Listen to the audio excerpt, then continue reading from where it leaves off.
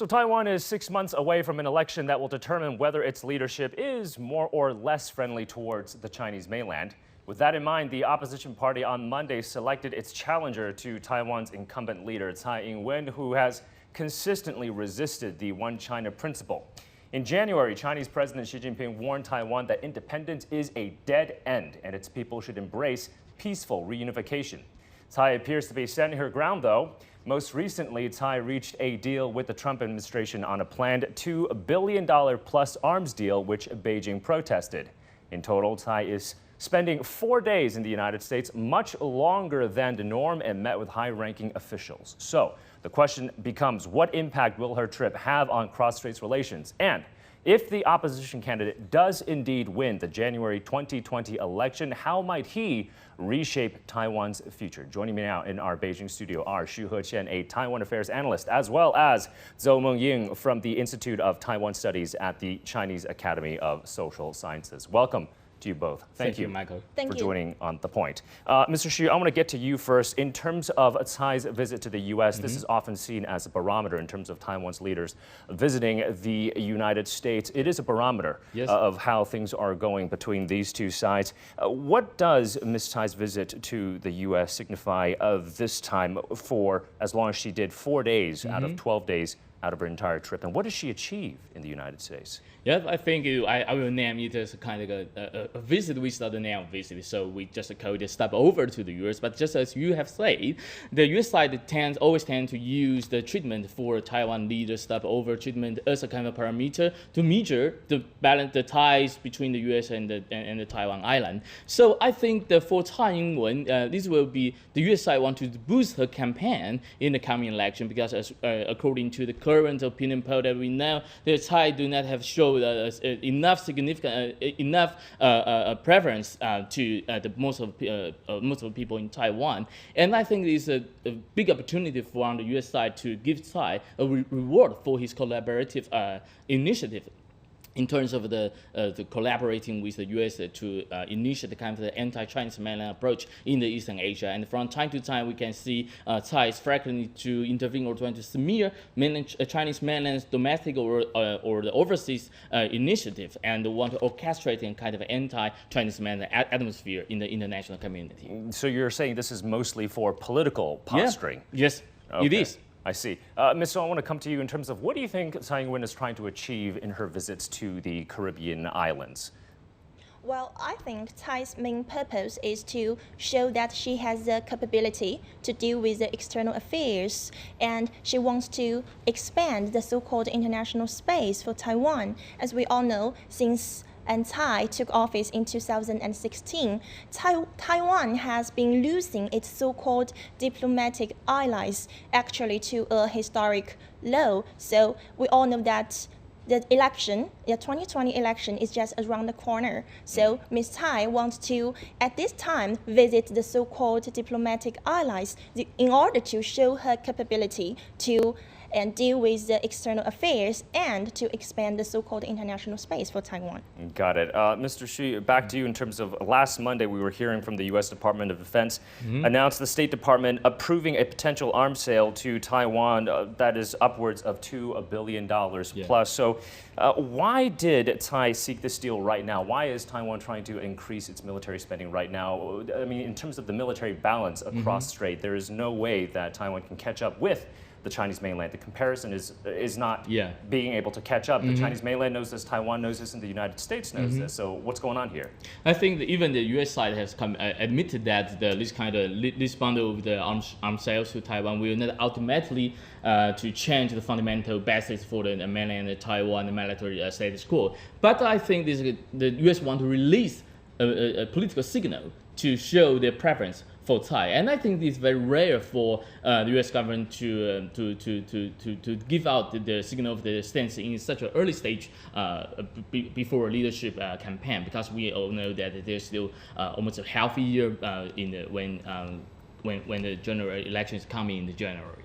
Do you think the arms sales will eventually stop? Because according to the 1982 communique, U.S. arms sales to Taiwan was supposed to stop and eventually gradually slow down as well. What do you think? What's your comment on that? Almost every former U.S. administration has do not want to challenge the spirit of the treaty of the protocol that made between the Chinese mainland and the U.S. But for this administration, we have seen some danger signals for some hawkish decision maker around Donald Trump, tend to want to challenge the bottom line, the red line for the One China policy, and to want to repackage or to reinterpret the spirit of the deal that you have mentioned. So I think we have to wait to see and whether the Chinese, mainland Chinese reactions towards this China will take effective or not. Okay, and meanwhile, we have heard the response from China's foreign ministry in terms of the proposed arms sales to Taiwan. Let's take a listen first to Geng Shuang, spokesman for the foreign ministry. Take a listen.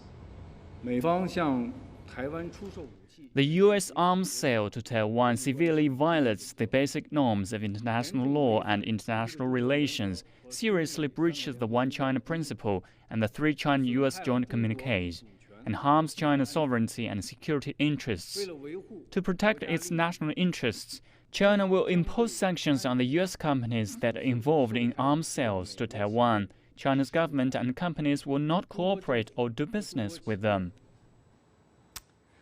So, Mr. Xu, I want to get back to you on this. How do you think these sanctions on U.S. firms that are selling arms to Taiwan affect their non-military, their civilian businesses here on the Chinese mainland? Yes, I think every country would have the legitimate right to wage any business leverage that it can use to defend its own national security interest. I think China is no exception. So I think it's a time for the international business community to make a more prudent attitude when they want to be involved in, they want to initiate a kind of a geopolitically sensitive deal. I think the time is a kind of signal for them. So this is not a deal with no cost, especially in the Chinese mainland. And even though this kind of defense industry in America has argued that they don't no longer export the weapons to Chinese mainland, but don't forget that their subsidiaries, their affiliations, their potential merchant partners, they do still have a kind of a very significant civilian presence in Chinese market, from the elevator to a firefighter, from luxurious jet planes to the engine of the aircraft. So I don't think this means nothing to them. Yeah, potentially a big market to lose given how fast Chinese consumption is growing. Ms. Stoll, I want to get to you. What are the prospects of Tsai's re-election in 2020? What kind of chances does she have, and what is that going to hinge upon some of the key factors? Well, when it comes to the question of what would happen to the cross-strait relations when Ms. Tsai wins the 2020 election, I think that depends. Ms. Tsai has been in office for a little more than 3 years, and during this time period, we know that Ms. Tsai has never adopted the 1992 consensus, which serves as the political foundation of cross-strait relations, and nor does Tsai abandon her Taiwan independence stance, which is neither a future or a way out for the Taiwan people. So I have to say that if Ms. Tsai insists on her stance like usual, then the cross-strait relations will still face many challenges ahead. Mr. Xu, I want to get your take on the same question in terms of Tsai's re-election possibilities. What do you think? I think it is around. I would say if the vote will be cast in tomorrow, maybe the possibility for Tsai to get re-election is about 30%, because now she faces a very strong challenger from Han Kuo-yu from the Kuomintang. And then don't forget the current Taipei Mayor Ko Wen-je, who is also very popular among, especially in the younger generation, and some traditional supporter from the DPP. And I think Ko Wen-je may also draw some support from a traditional Tsai's camp. So I think the Tsai's journey will be still very bumpy, but I will not rule out all the possibility for her to win the re-election, because she wants to frame the tone of the whole game as a kind of anti-Chinese mainland war. So if the two other challenges cannot shift the tone and shift the flashpoint of the discussion during the campaign, I think ultimately the three of them will force to be stepped in kind of the mutually smear modeling game. Yeah. So how realistic are Han Kuo-yu's chances of getting